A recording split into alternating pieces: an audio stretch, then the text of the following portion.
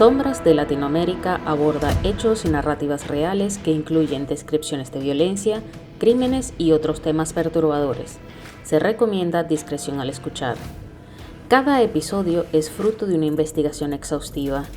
Cabe acotar que no somos profesionales de la salud mental, por ende no intentamos diagnosticar ni etiquetar a nadie. Las historias presentadas en este podcast tienen fines educativos y narrativos que no buscan bajo ninguna circunstancia glorificar la violencia.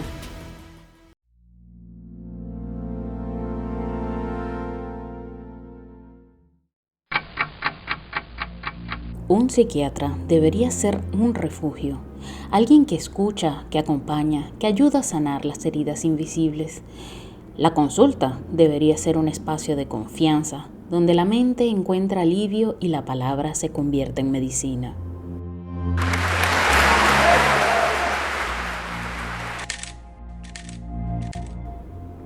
Pero, detrás del diván, Edmundo Chirinos no era un sanador, era un depredador.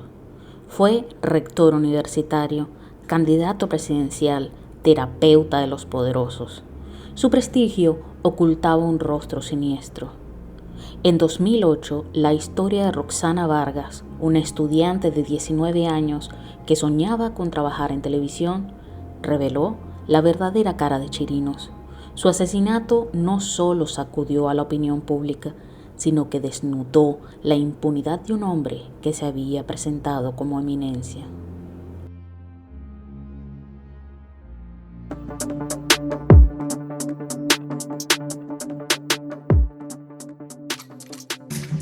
Sean bienvenidos a Sombras de Latinoamérica, historias ocultas, voces que iluminan.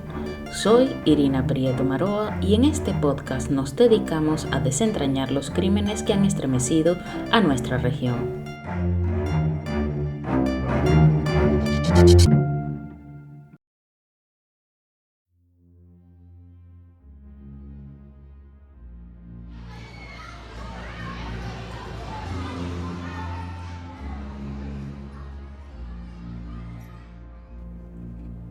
Roxana Vargas Quintero nació en Valle de la Pascua, estado Guárico, Venezuela.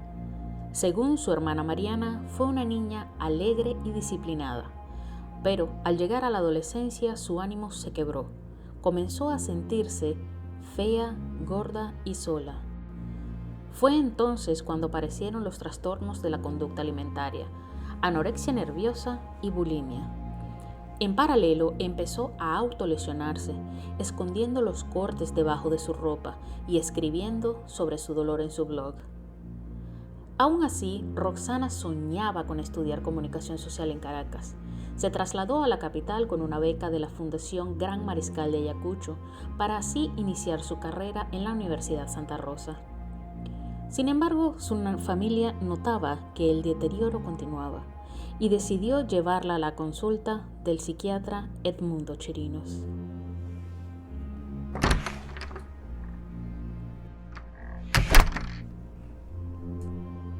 En 2007, Roxana comenzó tratamiento con el reconocido psiquiatra. Su madre lo recomendó, pues años atrás había sido su paciente.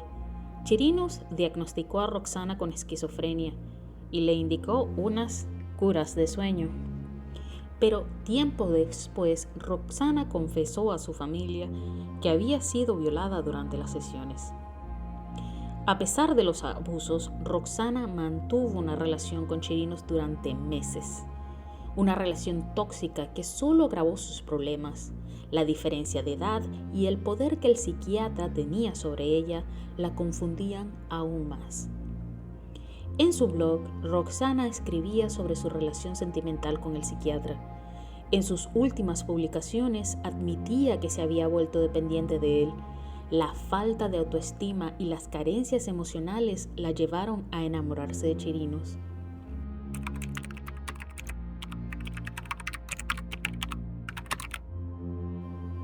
El 5 de mayo de 2008 escribió: Hoy es el día en que la relación con el doctor Edmundo Chirinos y yo terminó. Mi madre me decía que los hombres te pedían la prueba del amor solo para acostarse contigo y luego botarte. Más o menos así me pasó con Chirinos. Aunque él no me pidió la prueba de amor, solo se acostó conmigo y luego sintió que era mucho para él y no quería verme más.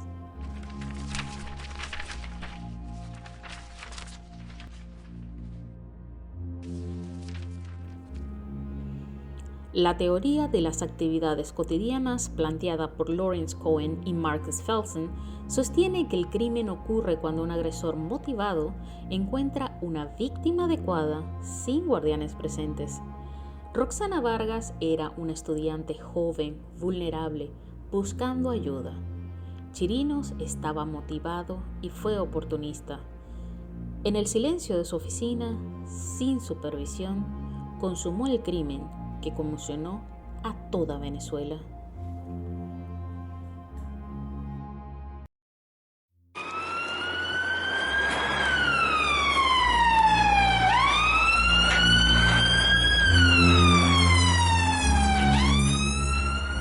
El 12 de julio de 2008, Roxana Vargas desapareció, no sin antes haber informado a sus familiares y amigos que Edmundo Chirinos la había citado en su consultorio. A partir de las 6 de la tarde de ese día no hubo más contacto con ella, por lo que su madre, Ana Teresa Quintero, denunció formalmente su desaparición al día siguiente. Pero el 14 de julio, el cuerpo de una joven fue hallado en un terreno baldío de Parque Caíza, en la autopista Caracas-Guarenas. La descripción aportada por su madre al momento de la denuncia coincidía con las características del cadáver encontrado. El fiscal encargado de la investigación, Zair Mundaraay, presentó a los familiares las prendas recuperadas en la escena. Estos dolorosamente confirmaron que pertenecían a Roxana Vargas. Una vez confirmada su identidad, la necropsia reveló la brutalidad del ataque. 7 fracturas premortem en la cabeza. El informe concluyó que la causa de la muerte fue un traumatismo cráneoencefálico.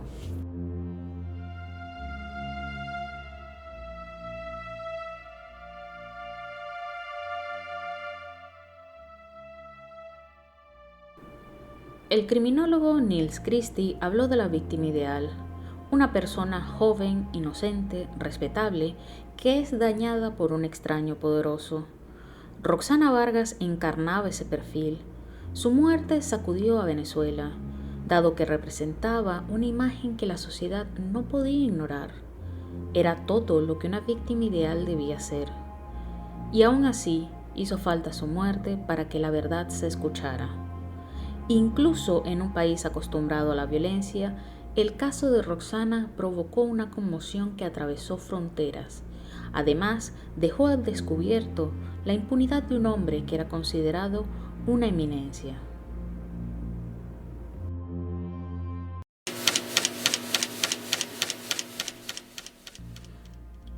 En julio de 2008, Edmundo Chirinos pasó de ser un intelectual respetado a ocupar las páginas de sucesos policiales.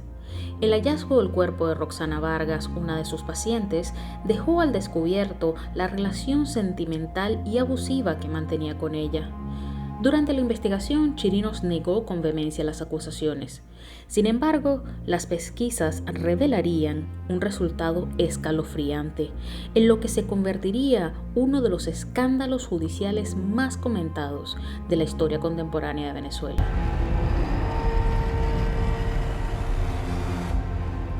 La teoría psicodinámica, desarrollada por Sigmund Freud y ampliada por Erik Erikson y August Acorn, sostiene que el comportamiento humano está moldeado por el inconsciente y las experiencias tempranas de la infancia. Los conflictos no resueltos o traumas pueden manifestarse en la adultez como conductas desadaptativas, incluyendo la criminalidad. Los mecanismos de defensa, negación, proyección y racionalización permiten justificar o encubrir acciones dañinas. Chirinos reinterpretaba el abuso como amor, la terapia como intimidad. Eran defensas que ocultaban un yo frágil.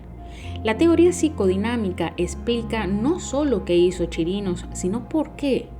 Sus crímenes no fueron aleatorios, sino expresiones de conflictos internos no resueltos, disfrazados bajo el prestigio académico y político.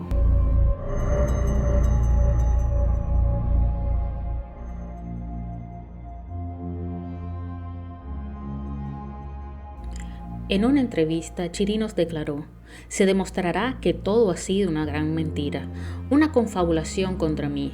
Soy absolutamente inocente y así va a quedar demostrado". Insinuó, además, que la investigación era parte de una campaña en su contra. El Manual Diagnóstico y Estadístico de los Trastornos Mentales, en su 5ª edición, describe al narcisista como alguien que busca admiración, carece de empatía y explota a los demás. Chirinos encajaba en cada rasgo. Su narcisismo ocultaba inseguridad y en esa fragilidad reinterpretaba el abuso como intimidad.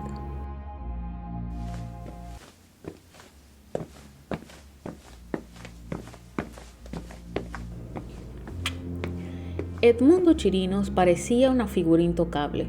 Fue psiquiatra de los presidentes Jaime Lucinchi, Rafael Caldera y Hugo Chávez, exrector de la Universidad Central de Venezuela, constituyente, autor de cientos de artículos científicos y fundador del Colegio de Psicólogos.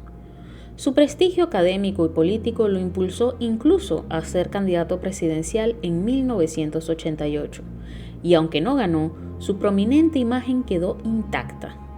Pero en 2008, tras la desaparición de Roxana Vargas, se reveló el lado más siniestro de quien supo manipular el poder, la medicina y la vida de sus pacientes. El caso expuso los abusos sistemáticos de un hombre que durante años se escudó en su prestigio.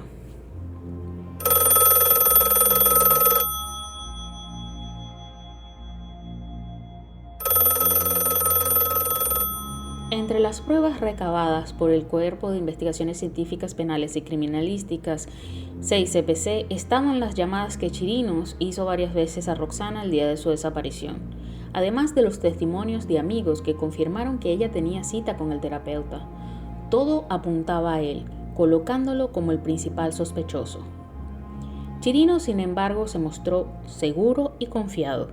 Ante los periodistas admitió que Roxana había sido su paciente entre octubre de 2007 y abril de 2008. Manteníamos relaciones telefónicas porque me llamaba para contarme sus problemas. Tal vez lo que narra en el blog son parte de sus fantasías. Fin de la cita.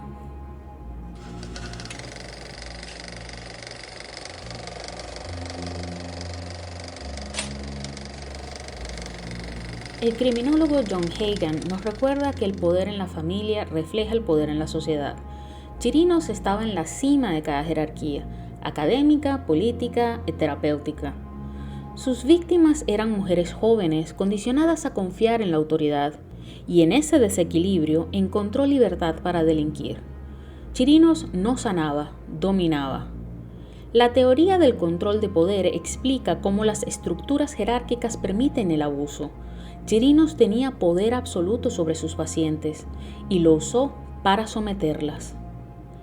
En una entrevista televisiva, Chirinos apareció sonriente, haciendo chistes sobre el supuesto amor que le profesaban Vargas y otras mujeres. Con sorna preguntó: ¿por qué una joven, de las que tantas asesinan todos los fines de semana, la relacionan conmigo? ¿Porque fue paciente mía? Añadiendo que los pacientes masculinos no le profesaban el mismo afecto.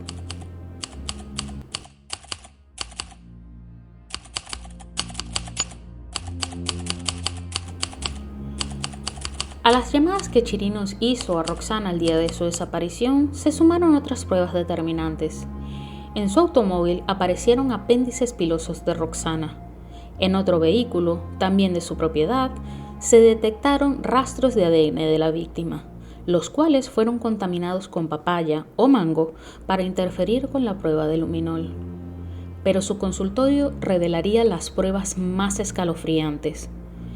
Ahí se halló un zarcillo idéntico al encontrado en el cuerpo de la víctima, mientras que en el diván, las paredes y el pasillo de su oficina se encontraron restos de sangre pertenecientes a Roxana Vargas.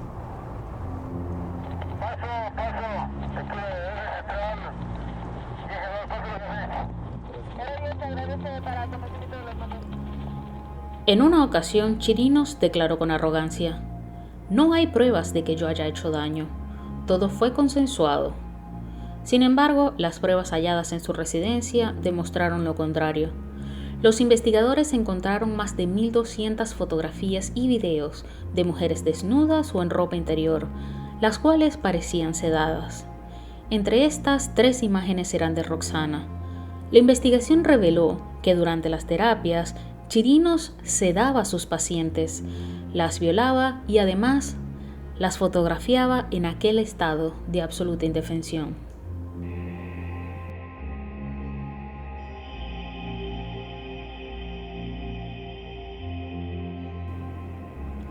En 1957, Gresham Skies y David Massa explicaron cómo los delincuentes neutralizan la culpa.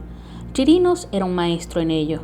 Negaba el daño insistiendo que sus actos eran consensuados. Negaba a la víctima, reduciendo a sus pacientes a meros objetos de exploración. Apelaba a lealtades superiores, afirmando que servía a la psicología misma. En sus propias palabras: "Yo no soy un asesino, soy un hombre que ha amado demasiado".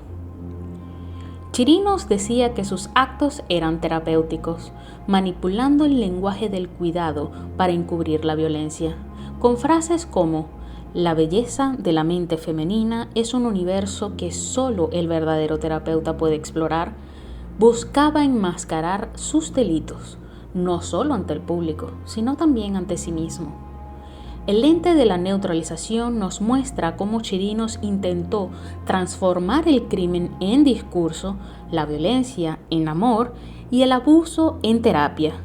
Pero la evidencia lo desnudó. Detrás de cada palabra había un mecanismo para ocultar la verdad.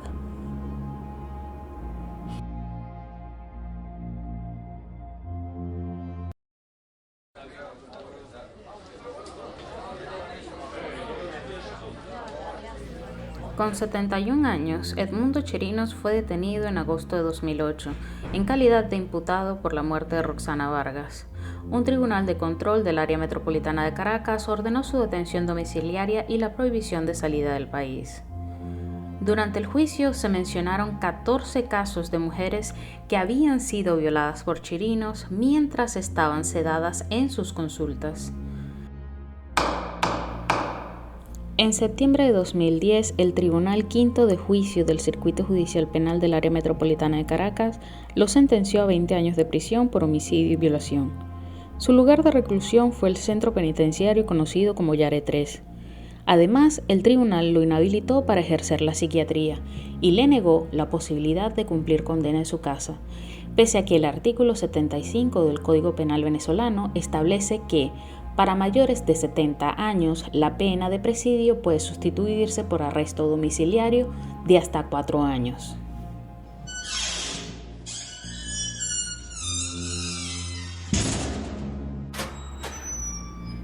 Durante su reclusión, Chirinos sufrió un accidente cerebrovascular que le generó un edema subdural. Quedó con problemas para hablar y debía desplazarse en silla de ruedas. En marzo de 2012, la Sala Cuarta de la Corte de Apelaciones de Caracas le otorgó la medida sustitutiva de casa por cárcel debido a su edad avanzada. Sin embargo, al abandonar la prisión salió caminando y no en silla de ruedas, según lo reportado por el diario El Universal. Para Ana Teresa Quintero, la madre de Roxana, aquello solo fue una injusticia más. El 6 de agosto de 2013, Chirinos fue trasladado a una clínica por una neumonía severa. El 24 de agosto de ese mismo año, fue hallado sin vida en su residencia en Caracas. Así, terminó la historia de un hombre que durante décadas se presentó como eminencia y terminó desenmascarado como un depredador.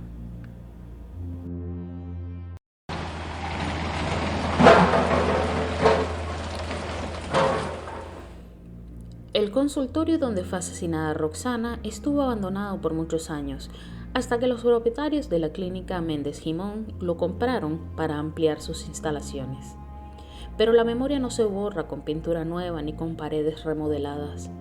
Cada ladrillo sigue cargando el peso de lo que sucedió. Es la paradoja de los lugares. Pueden transformarse, pero nunca olvidar.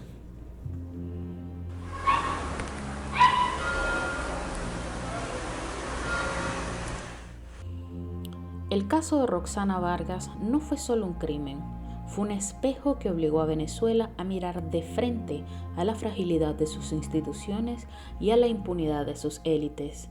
La figura de Edmundo Chirinos, antes intocable, quedó desenmascarada como símbolo de abuso y manipulación. La criminología nos recuerda que detrás de cada teoría hay vidas concretas, historias truncadas. Roxana era una joven con sueños, con voz, con futuro. Su muerte nos obliga a recordar que la justicia no es solo un veredicto, sino también una memoria.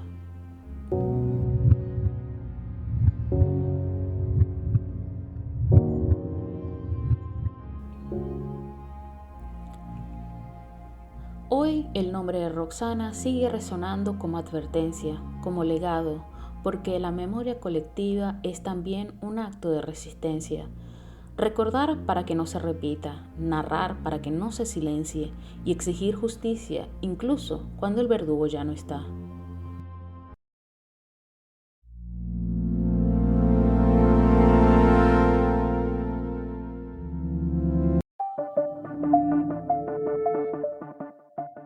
Muchas gracias por escuchar Sombras de Latinoamérica, historias ocultas, voces que iluminan.